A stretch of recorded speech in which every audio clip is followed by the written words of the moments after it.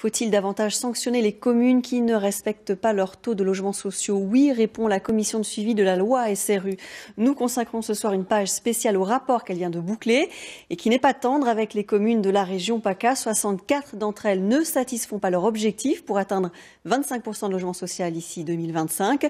Parmi elles, la ville de Mandelieu-la-Napoule a accepté de nous expliquer sa situation. Henri Migou, Frédéric Tissot.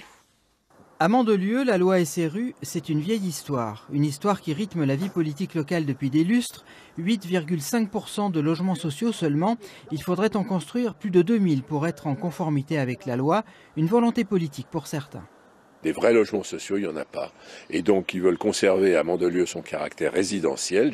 C'est la gentrification chère aux urbanistes. Et ils veulent pas, c'est un village gaulois. Aujourd'hui, le village gaulois l'est un peu moins. Voici le principal conseiller municipal d'opposition devant une résidence appliquant ce qu'on appelle la mixité sociale. Lui-même reconnaît que cette loi SRU est très difficile à appliquer à Mandelieu, même si on pourrait faire mieux. Il n'est pas question de construire des immeubles de logements sociaux, j'y suis totalement défavorable.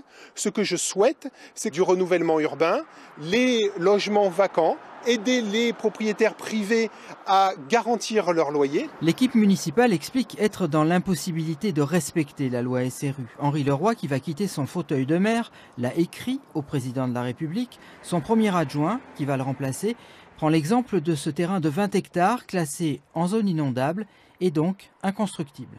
Le fait que ces terrains soient retirés du potentiel de constructibilité de la ville n'a en rien affecté le nombre de logements à faire. C'est-à-dire que vous n'avez plus le foncier, mais il faut faire le même nombre de logements.